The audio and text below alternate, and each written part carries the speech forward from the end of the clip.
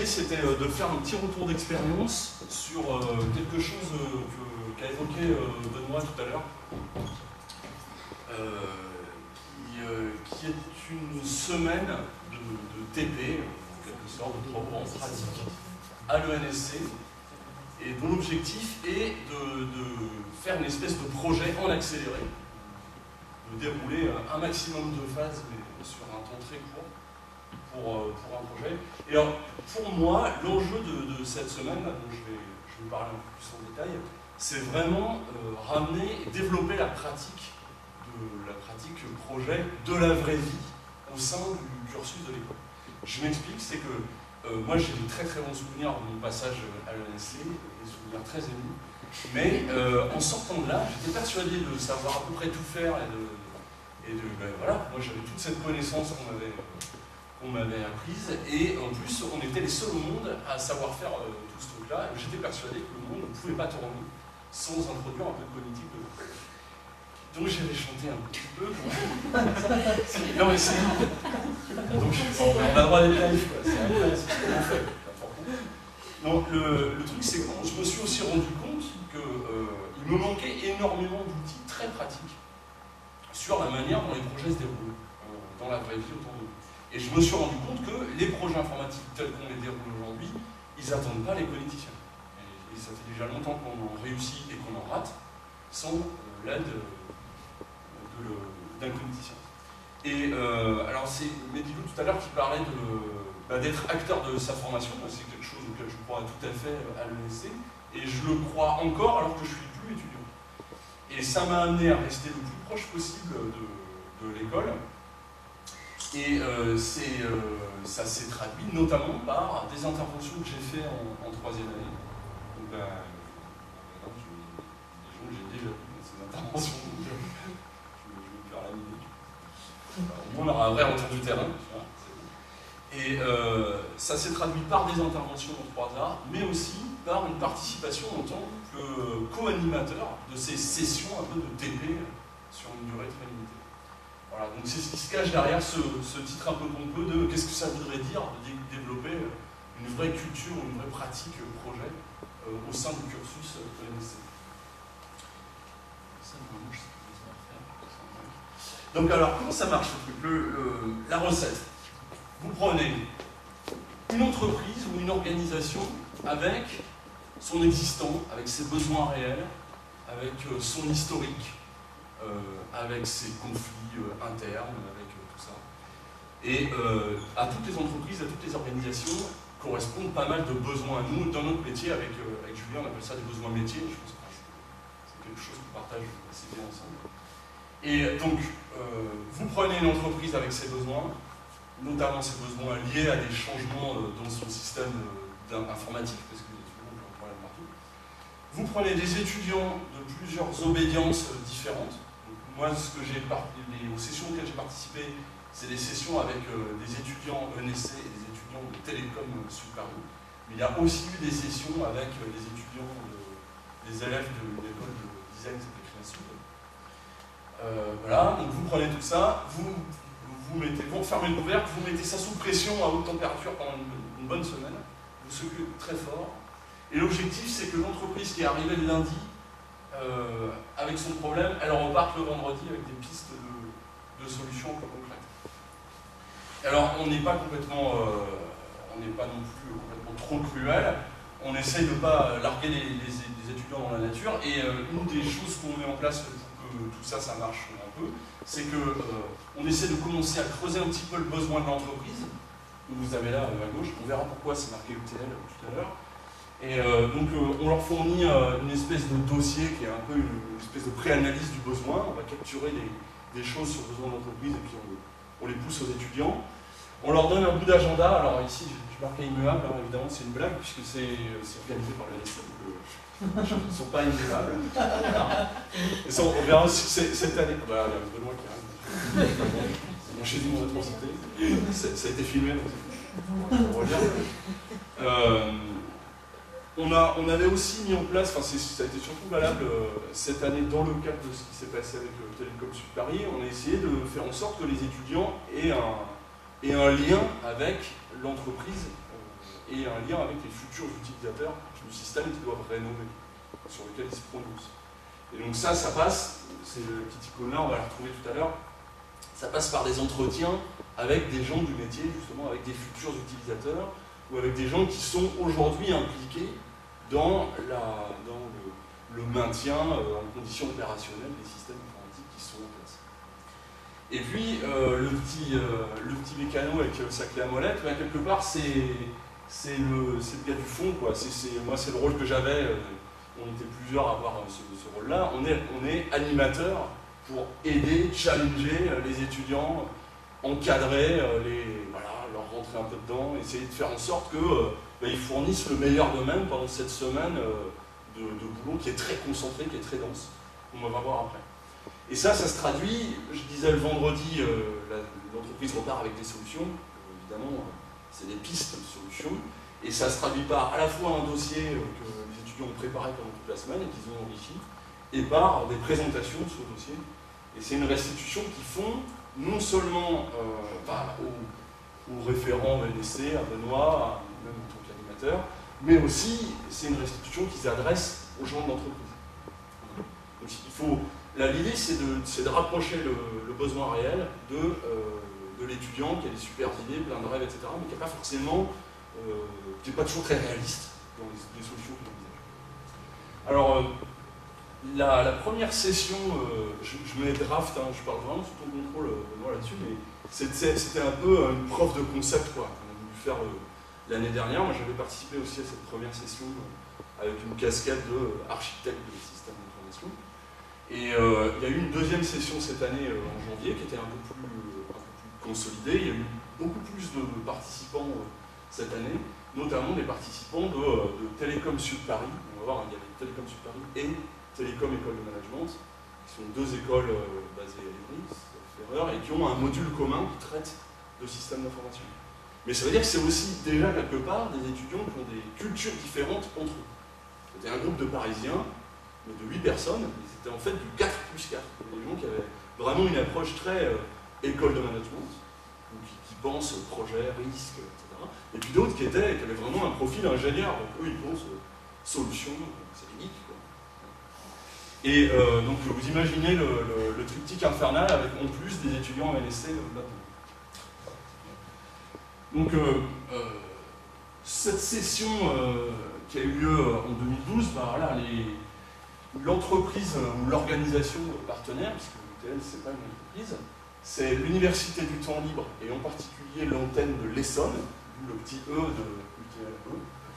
Donc l'Université du Temps Libre, je ne sais pas si vous connaissez en gros le concept, c'est comme une fac, sauf que c'est pas du tout, c'est une association qui a un but non lucratif et dont l'objectif est de fournir des sessions de cours et de TP, de travaux pratiques, d'ateliers, etc. Et la différence avec une université, c'est que, moi j'en vois au moins deux, c'est que d'abord, c'est pas sanctionné par un diplôme, vous pouvez aller suivre des cours à l'Université du Temps Libre, sous réserve. Et vous n'aurez pas de diplôme à la sortie et on ne sanctionne pas particulièrement votre participation dans ces cours. Voilà. L'autre grosse différence, c'est que justement, il faut avoir du temps libre pour y aller, c'est un peu tout est dans le titre, et ce qui fait que la population cible n'est pas du tout la même qu'une université.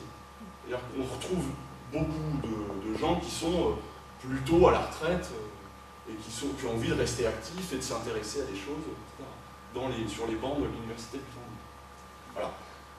Encore une autre différence avec une université, c'est que c'est une association, donc il y a quelques salariés qui la font marcher au jour le jour, mais tout le reste de la gestion des activités de l'UTL est basé sur du bénévolat et du volontariat. Donc c'est pas du tout comme une organisation, comme une fac, qui est une énorme machine, et en tout cas les relations qu'entretiennent les gens qui font marcher l'UTL avec leur organisation, c'est des liens qui ne sont pas des liens de salariés. C'est des liens qui sont complètement basés sur l'affect, sur la reconnaissance de soi, etc. C'est-à-dire que les gens, ils se lèvent le matin, s'ils ont envie de participer à cette aventure de l'UTL, ici j'ai sinon ils partent à la pêche. Ça veut dire que les utilisateurs finaux des logiciels qui sont derrière l'UTL, si le logiciel est super bien adapté à leurs mains, manipuler le logiciel, et s'il est pourri, ils partiront à la pêche. Ça veut dire aussi que les gens qui fabriquent les logiciels qui sont là, si on ne reconnaît pas leur savoir-faire, ils partent à la pêche. Donc il y a bien de problèmes de pêche, vous voyez, avec l'UTL. Et quand on fait l'analyse, de manière générale, quand on a un projet de transformation informatique, c'est pas où je vais l'apprendre, on fait une analyse de la population cible. Et bien dans les populations cibles, on parle beaucoup d'utilisateurs finaux, mais ce n'est pas les seuls usagers qui sont impliqués dans les projets de transformation. Et il y a aussi tous les gens qui ont fabriqué les logiciels que vous venez critiquer. Et si ceux-là, vous les critiquez trop fort, ils partent là-dessus. Les logiciels, vous n'avez plus le temps de les transformer parce qu'ils vont se mettre à planter et vous n'avez pas bien su gérer votre transition. Donc il y a une complexité derrière les projets de transformation que les étudiants de l'ENSC ont un petit peu vu apparaître via ce cas un peu réel. Donc je vous le disais tout à l'heure, les étudiants qu'on a mis dans la marmite, là, il y avait 25 étudiants ENSC 3e année, dont quelques-uns avaient eu la chance insigne de suivre quelques interventions que j'ai faites. Non, j'arrête là-dessus. Et par ailleurs, il y avait 8 étudiants, donc eux c'était des volontaires, qui sont venus de Paris, je vous disais, 4 issus de filière ingénieur geek et 4 issus de filière management. Et donc ceux-là, ils étaient volontaires, et ceux-là, à l'origine, ils n'étaient pas forcément toujours très volontaires. Ça aussi, ça a une petite importance dans le déroulement des opérations. Et puis voilà, les gens avec les casquettes, il faut quand même en parler. Évidemment, dans les ressources en soutien, je mets la logistique ENSC. Ça peut faire sourire, mais en fait, derrière, bien sûr, c'est Isabelle. La première clé à molette de l'ENSC, comme d'habitude. Et puis, il n'y a pas eu qu'une logistique humaine derrière tout ça. Il y a aussi le fait que les 8 étudiants parisiens, il a fallu déloger à un moment ou à un autre. Alors, il y avait un souhait qui était de les faire héberger par d'autres étudiants. Mais comme les étudiants en l'ENSC n'étaient pas volontaires, c'était pas non plus volontaire pour l'hébergement. Enfin, en tout cas, c'était un petit peu compliqué à organiser tout ça. Donc, l'ENSC a notamment s'est payé 1000 chambres d'hôtes, je sais pas, pour loger. Bah oui, je faut qu'il est court. Parisien, c'est accueillir avant en plus. C'est au charme. Ça se voit à peine. Et donc dans les ressources en soutien, il y avait en plus 3 intervenants, 3 animateurs, je ne sais pas bien comment vous qualifiez ça, qui étaient derrière, avec 3 casquettes un peu différentes. Donc Benoît il s'est reconnu, Darien il s'est reconnu, et sa casquette à lui c'était bien sûr référent côté ENSC, c'est un peu le demandeur côté école. Il y avait son pendant côté Télécom Sud Paris qui est Michel Maurice de Bourgogne. Et moi je venais avec la 3e casquette qui était plutôt référent un peu technique. Alors, déjà je suis un ancien de l'ENSC, donc je suis passé par les mêmes galères que vous, pour y survivre. C'est pas drôle, ça fait des traces, mais en plus. Et en plus, dans tout ce qu'on va vous demander de réaliser, moi c'est des choses que je sais faire dans mon boulot tous les jours, donc je peux vous aider, je peux vous mettre le pied un peu à l'étrier, et je peux aussi pas mal vous challenger si ce que vous faites ne tient pas dans le bordel. Ce qui les attend pour toute la semaine, ça c'est parce qu'ils ont eu 0 information avant. Les gens de Paris sont arrivés que le mardi midi, et eux ils n'avaient pas du tout pris connaissance du dossier qu'on avait transmis aux étudiants bordelais. Donc il a fallu qu'ils prennent le train en route, ça aussi ça a été assez sport. Autre grand jalon important, premier niveau de livraison, on avait un attendu mercredi à midi, donc à mi-parcours. Il fallait être capable de livrer une vision sur l'architecture fonctionnelle cible du système d'information de télécom, de l'université du Télécom. Et puis, livraison finale, il y avait un élargissement de cette architecture fonctionnelle qui était, au-delà de nous dire à qui ça sert et à quoi ça sert, ce système informatique de l'UTL, qu'est-ce que vous pouvez proposer comme solution d'amélioration. Et non seulement il fallait parler de scénarios, de solutions très techniques, mais en plus, il fallait parler de comment est-ce que je vais valoriser les solutions les unes vis-à-vis des autres. Donc j'ai plein de solutions, à la fin je vais partir sur une seule. Donc il faut bien que je fasse un choix et que ce choix soit raisonné. Donc on a aussi demandé aux étudiants de mettre sur pied une petite grille de critères qui permettent de raisonner le choix. Et puis on leur a demandé de parler de trajectoire, de transformation. Et c'est pas seulement une transformation sur la solution technique, qui est souvent le moindre des problèmes, mais surtout dans le cas de l'UTL, le plus important c'était de montrer la transformation métier, et donc de parler de gestion du changement, d'accompagnement du changement, etc. C'est extrêmement... c'est super chaud. C'est super chaud. C'est super chaud. On met des mois. Nous on met des mois, et c'est un métier, et c'est super compliqué. Alors, on voulait les mettre... C'est pour ça que je dis que tu mets sous pression, tu suis très très fort pendant une semaine. Voilà, là, dans les autres temps forts, il y a le fait qu'il y avait en même temps le grand oral, que d'autres connaissent sous le nom de Yo Choucroute. Et ça s'est passé pendant la même semaine. Donc il y a des gens, des étudiants de Paris qui ont pu assister à la tenue des euros de la culture. Ils en savent un peu plus sur la cuisine interne de l'école. Voilà, et donc tout ça se déroulait sur une semaine et ça s'arrêtait. Sachant que moi je suis parti juste avant la fin, je suis parti le jeudi soir, parce que trop de choucroute. Voilà. Un petit feedback sur les livrables, donc ça j'en ai un petit peu parlé, et puis ce qu'on a obtenu en face, quoi. Il y avait aussi, on n'avait pas des attentes que en termes de livrables, ça c'était la partie visite de l'iceberg pour les étudiants, c'est voilà ce qu'on leur a demandé de fournir, donc les plus et les moins, c'est pas pour dire que c'était bien ou mal, c'est pour dire ça ils ont réussi à bien le faire. Alors, ça, a été plus difficile, donc ça veut dire que nous, de notre côté, il faut qu'on organise le truc pour faire en sorte que, pour leur faciliter l'accès, il faut que la livraison soit meilleure, quoi. Voilà, pour optimiser tout ça. Et puis, la partie trajectoire de transformation, la grosse difficulté qu'il y a eu là-dessus, c'est que quand on n'arrive pas bien à faire émerger des scénarios de solutions, c'est très difficile de parler de la trajectoire pour y aller. Je ne sais pas où je vais, c'est pas évident de expliquer quoi le meilleur chose. Mais au-delà de ces attentes-là en termes de livrable, il y avait aussi des attentes, je dirais pédagogiques en quelque sorte, et de dire on attend de la part de ces étudiants qu'ils échangent, qu'ils diffusent leur culture, puisqu'elles étaient assez différentes. Ça d'ailleurs, ça a plutôt vachement fonctionné. Après, le fonctionnement en mode projet, moi je trouve pas qu'il ait bien fonctionné parce que voilà, c'était du cadrage comme on sait le faire, quoi. Et il a beaucoup bougé en cours de route. Donc, le planning a bougé, les niveaux d'attente sur les livrables ont bougé, etc. Mais aussi, parce que Julien, tu avais raison de le dire, c'était impossible à faire. Donc, de toute façon, je mets un truc impossible à faire, mais je vais m'adapter, quoi, en cours de route.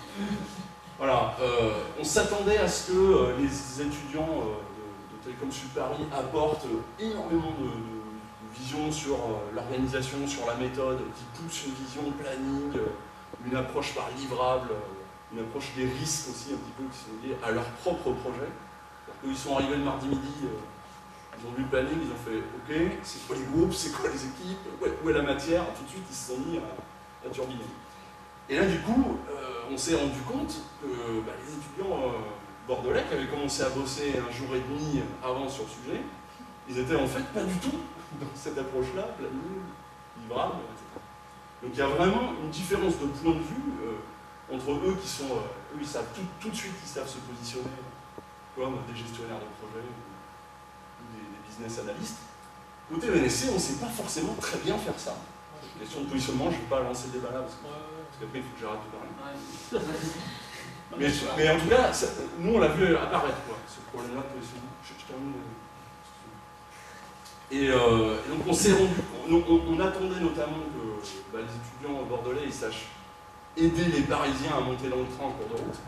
Ça n'a pas été facile en fait, c'est un peu un étonnement. Et puis qu'ils sachent bien faire la partie, je conduis un entretien métier, je fais un peu gaffe, j'arrive à comprendre les enjeux de la transformation, etc. Et je me suis rendu compte que en fait, peut-être pas si bien que ça. Donc, on a encore à travailler sur le contenu pédagogique, soit avant, soit je sais pas, pendant, pour réussir un peu mieux toute cette partie-là. Moi j'ai deux questions. Alors, ouais. Mais c'était plus par rapport au planning. Non, mais c'est très rapide. Tu disais qu'il n'y avait pas eu de prise de connaissance du dossier par les étudiants Télécom Sud Paris. Oui. En avance. C'était voulu ou qu'ils non, arrivent justement en fait, c'était pas voulu. Ils étaient censés. Eux, ils ont pris le train le mardi matin. Ils savaient qu'ils arrivaient à ce moment-là. On pensait qu'ils iraient dans le train. Ils avaient une grosse restitution à faire lundi. Ah, d'accord. C'était un gros truc qu'ils avaient à faire, ils étaient vraiment impressionnés. D'accord. Voilà, ah oui, un point que j'avais oublié, mais donc les points d'échange métier, comme vous voyez, il y en avait pas mal finalement sur cette. Donc c'était très court, ils avaient quand même pas mal d'occasions d'échanger avec les métiers. C'est quand même pas toujours le cas sur les projets informatiques sur lesquels. Voilà. Et donc, moi, du coup, la grosse question que je me pose, c'est déjà est-ce que l'an prochain on recommence? Parce que vraiment, j'ai adoré participer à ce truc-là, mais il faut encore l'améliorer dans son fonctionnement. Et donc, je me demandais un peu quelles étaient les grandes pistes sur lesquelles il faut qu'on avance pour arriver à améliorer cette expérience-là. Bah, déjà, peut-être qu'il faut qu'on fasse une vraie capitalisation sur ces deux sessions 2011-2012 avec une vision en triptyque, quoi. C'est autant les écoles, chacune des écoles, est-ce qu'elles trouvent un peu son compte? Chacune des deux entreprises, trois entreprises partenaires, est-ce qu'elles aussi, elles ont réussi à se servir de tout ce boulot-là pour l'intégrer dans leur transformation? Parce que ça a été un draft, c'était sympa, mais c'est tout, quoi. Et puis, au niveau des élèves, comment est-ce qu'ils l'ont perçu, quoi? Parce que là, j'ai une photo juste après, je vais vous montrer. Moi, cette année, je sais qu'on l'a perçu comme ça. Hein. Ça, c'est clair.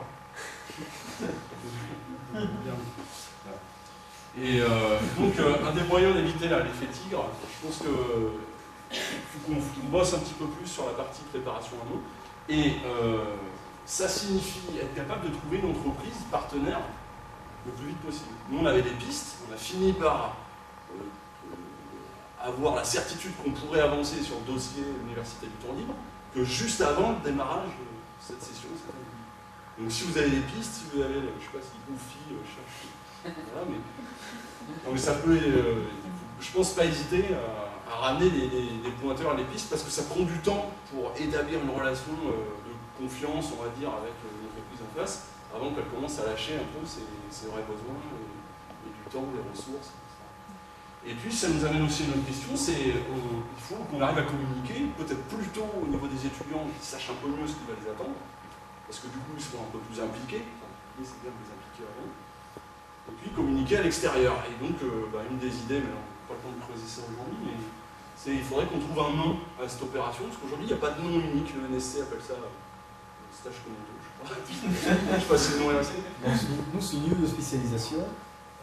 Cash, c'est un workshop et Télécom Paris, c'est, je sais pas trop, une élective.